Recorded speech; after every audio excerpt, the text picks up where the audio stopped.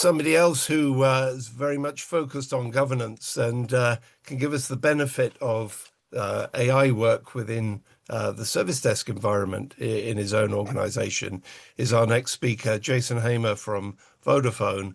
And first heard Jason talking about this at our AI event at Bletchley Park, if anybody was there earlier this year. And I think this gives us a really interesting perspective to follow Mark's session. So over to you, Jason. Thank you. Thank you very much. Hopefully everyone can hear and see my presentation. All good. So, good. So a little bit, first of all, about myself. So I work for part of Vodafone called Vodafone Intelligent Solutions, and we provide services to other parts of Vodafone, so markets across the world who are Vodafone organizations, as well as partner markets. You might have heard of Vodafone Qatar or Vodafone New Zealand, but also other telco entities in the B2B space. And I, a bit like Mark, I'm very focused on governance. So I run and lead service management, architecture and governance in Vodafone, really looking at three areas. So I look after our center of excellence that manages our principles, our frameworks, and how we operate. And like Mark's saying, it's not, specific ways of working. These are the guardrails that allow us to operate in a repeatable, manageable way. The second area that I look after is our service compliance. So that is making sure our services are fit for purpose and are actually adhering to the requirements to deliver them at the highest level. And then finally, my last area is around what I like to call, delivering our value, showing our value. That's our data and analytics. That is proving that we deliver value to the business.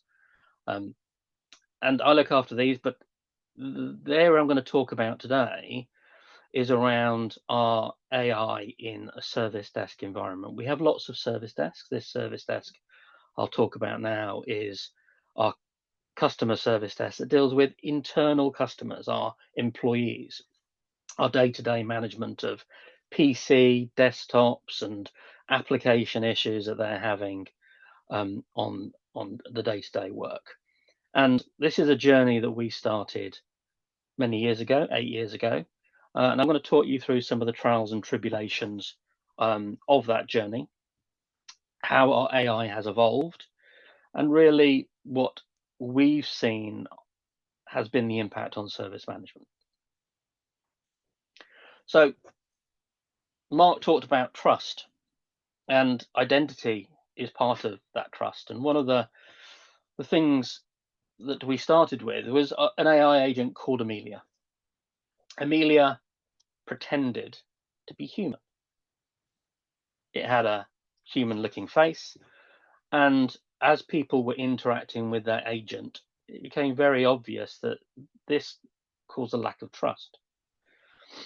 We took a long look at this and said, well, this needs to evolve. So we sat down and looked again back to our principles to say, look, our brand for AI needed to change.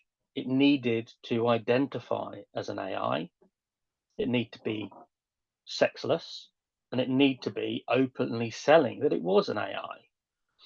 Now, this didn't happen at the very beginning. This took us probably about a year, 18 months to realize that this lack of trust in the identity was inhibiting the adoption of the AI itself.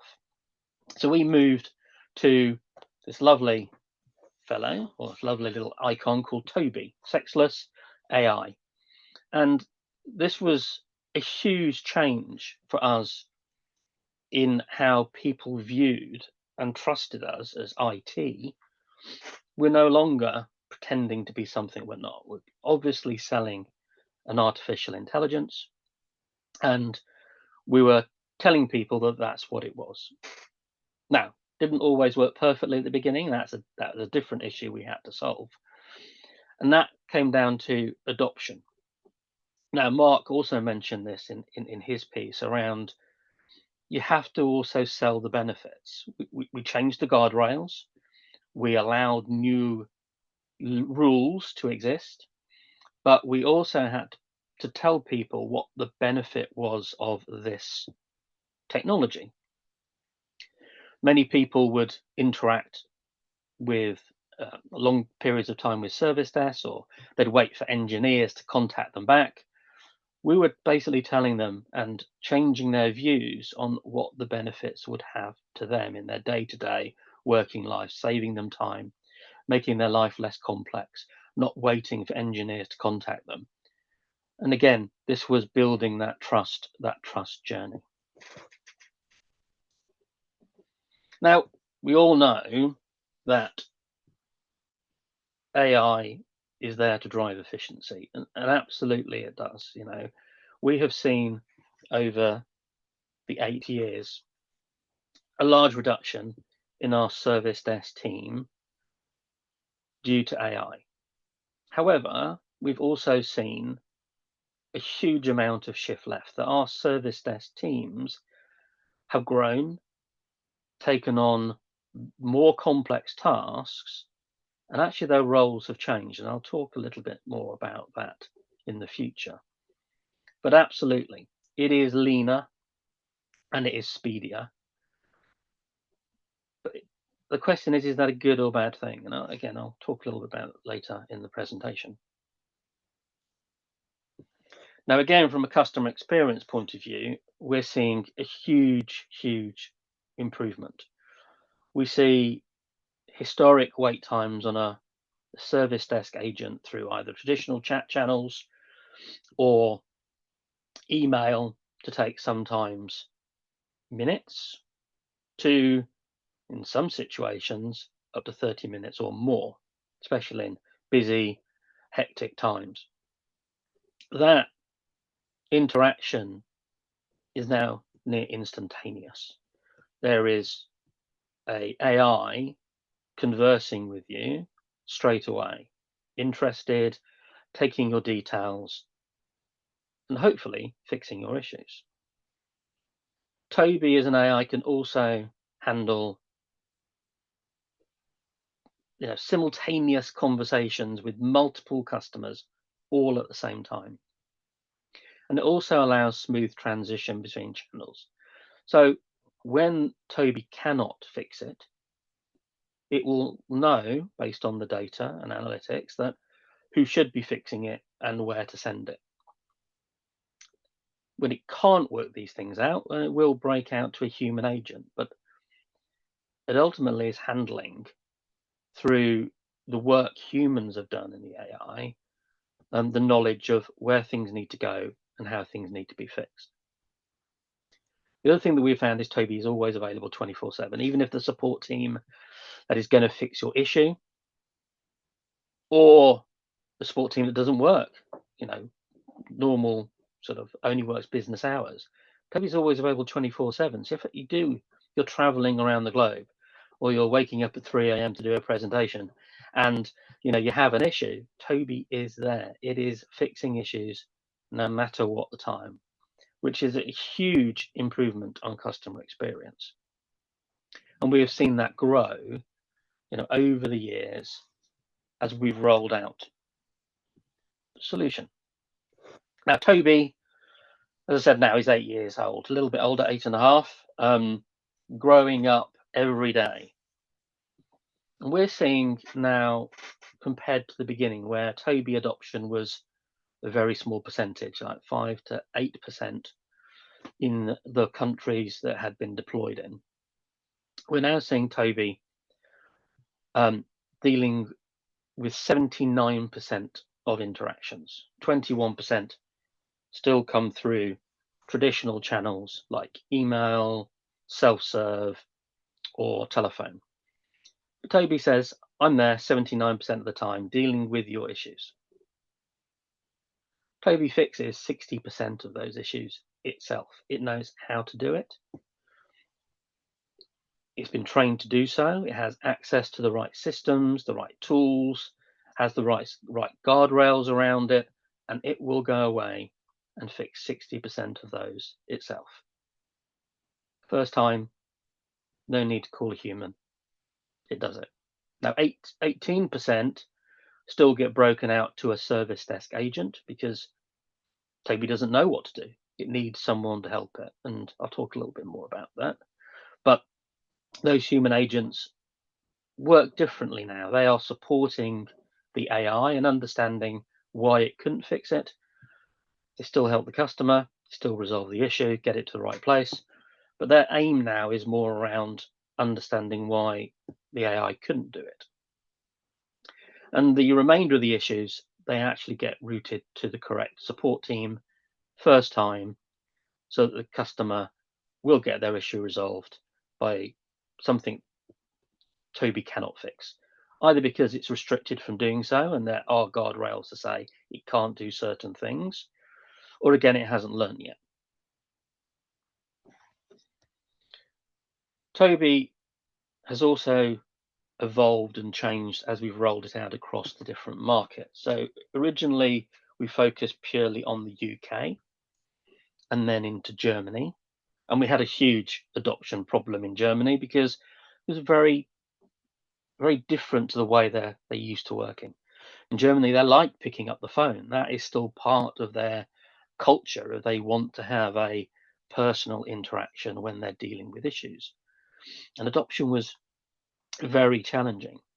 But we had to create a German language model and deploy that. And as we built a language model that spoke German, interacted with them in a local language, we gained more trust. We again used road shows in Germany to sell the benefits, to tell the people what they would get from this solution. Not about here's AI, it's great, but actually the benefits it's going to bring to their day-to-day life.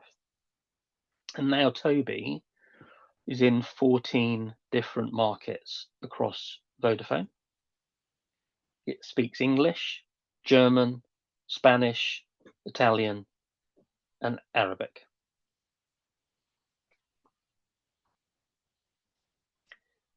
Now, Mark talked about the changing of roles and the evolution of IT service management. Well, we can see here by the Future of Jobs report from early this year that there's an expectation that AI will remove 92 million jobs will be displaced by AI. But the Future Jobs report expects 170 million jobs will be created by AI. And again, looking at the 10 fastest growing skills, you can see here I've highlighted 3 main ones that are important to, I think, us as IT service management is we need to understand more about AI and data. If we don't understand and we don't grow those skills, we will be left behind. We need to be literate in technology because if we, again, don't understand how the different types of AI work and how we can take advantage of it, we will not evolve. We'll be seen as a dinosaur. We will not deliver value to our customers and our business. And curiosity and lifelong learning. So this is critical, is that we always need to learn. Now, one of the things I tell to my kids every day is that the best ability that you can learn for any job is the ability to learn itself. Because every job that I've done, I've always continued to learn and find something new. And it's not, it's true here in the roles and the changes that we have seen in the service desk environment over the 8 years. Yes, we have driven efficiencies, but we've created roles that never existed 8 years ago. So we have digital coaches. So these digital coaches look at the journeys the AI is taking. They work out why it couldn't fix the issue, and then they will help train that AI to fix it for the future. They are literate in how the AI is working. They have those skills. They're service desk agents.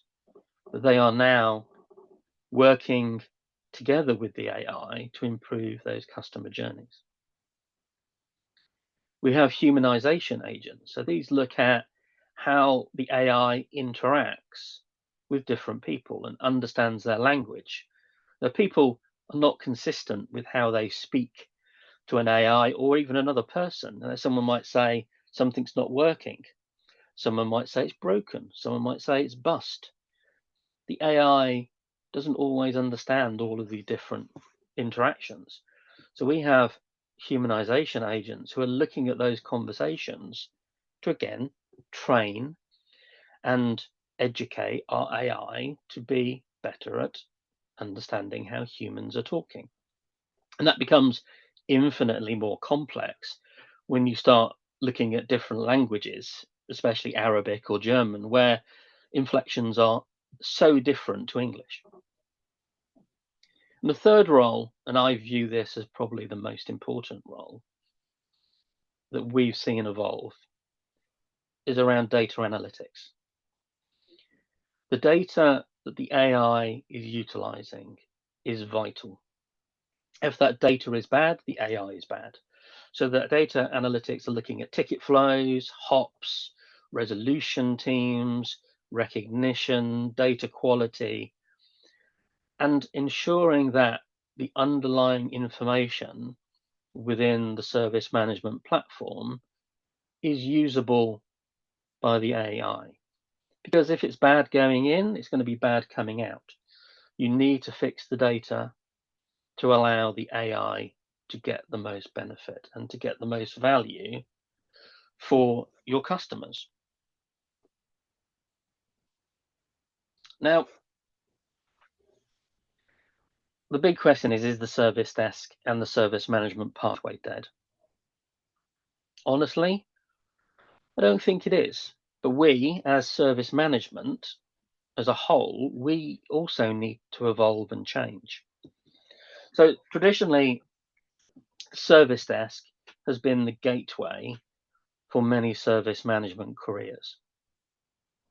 If our service desks are becoming mainly AI driven and supported by a few agents who are mainly now focused on supporting the AI and training it,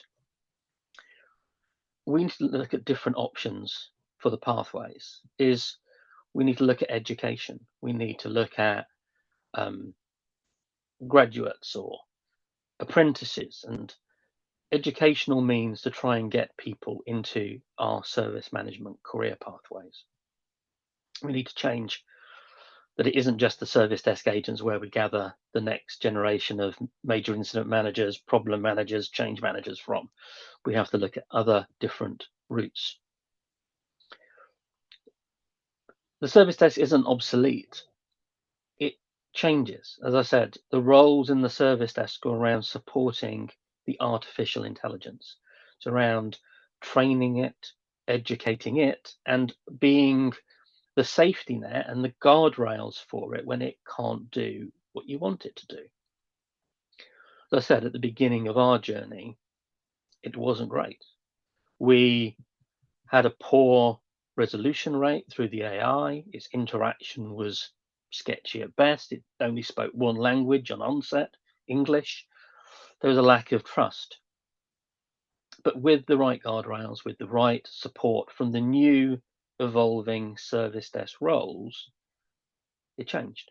It changed for the better into what we believe is a great service that is now delivered to our customers.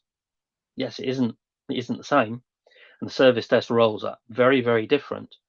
The service desk still exists and those agents still exist, but they have to have that ability to continually learn, to understand AI, and to be technically literate. Slightly different skill set to the agents we had in the past. You had to be people who could always converse with customers and had a good interpersonal skills. These are now different skill sets that we need in the service desk of the future. So what do we do? So we as service management experts have to as Mark said, set new guardrails, the boundaries of what we can control, but allow the AI to work within it. We need to look at the roles we have within our organization and what you need to focus on. Now, we use AI a lot for many different things within Vodafone: major incident management, problem management, AI ops. We use it again on all our document stores so that people can find information quickly and efficiently. It is there to support what we do and how we operate. It is faster and more efficient. It can do things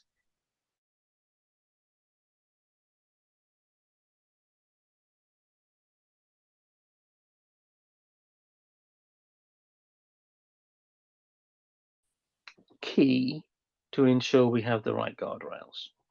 But we always, as service management, as we always say, as a core skill, is continually improve. And this is true for ourselves here in this environment, to continually improve how we deliver AI across our organizations. So thank you. I'll got some time for some questions if anyone has any.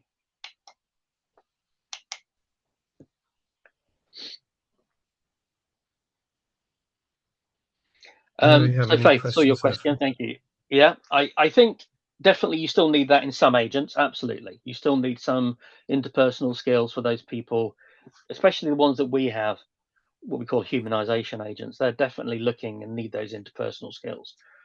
But it's far less. Rather than having every agent having it, you don't need every agent to have it. You need some people who actually understand AI. You need to understand the language models. You need to understand data.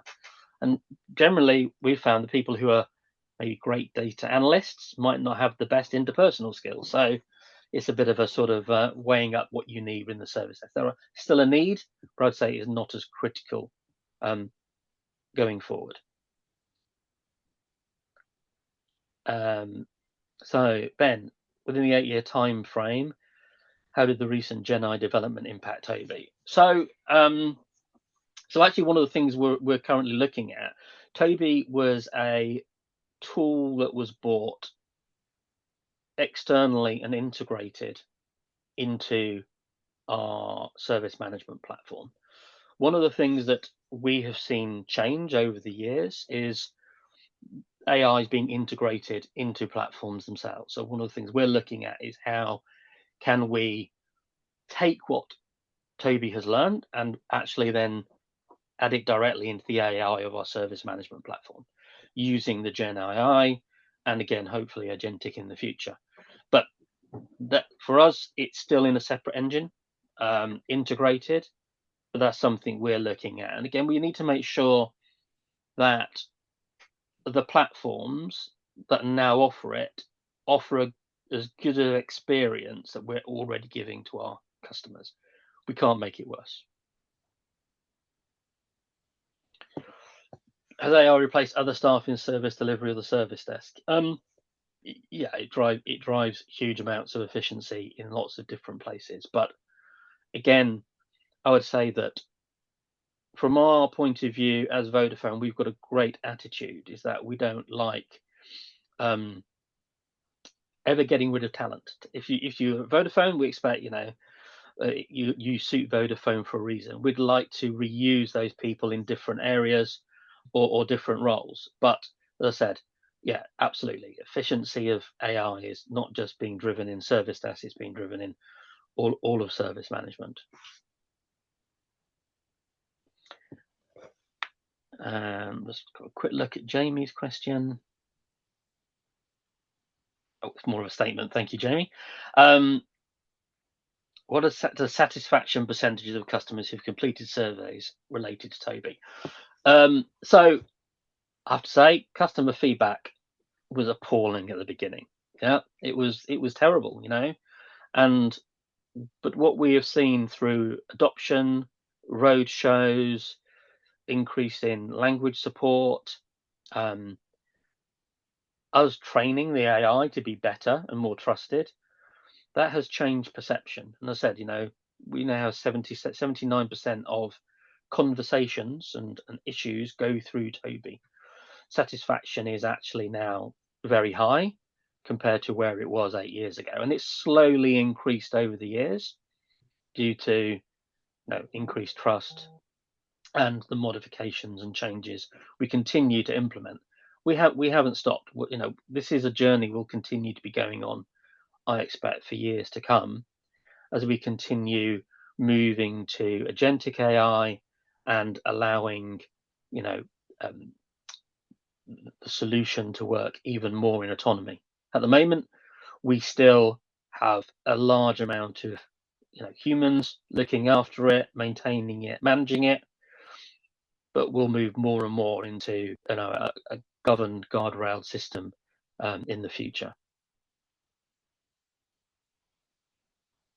And then over to F. Williams, podcast around only jobs available being plumbing and such like.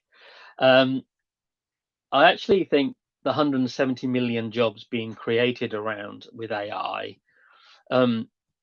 is true. You've got to think that, first of all, the people who are writing all these programs and the AIs themselves, they didn't exist.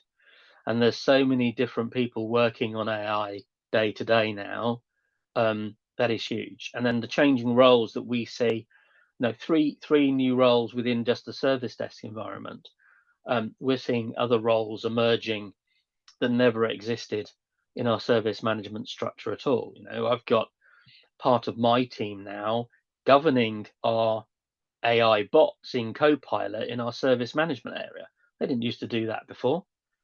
Now they do. So I think there's a huge opportunity here of how we embrace and utilize AI, to get the benefit from it.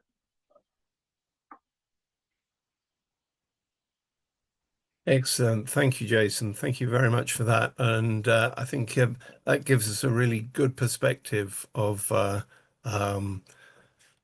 skills management and governance from the practical perspective of what's going on within Vodafone. So very many thanks for that session.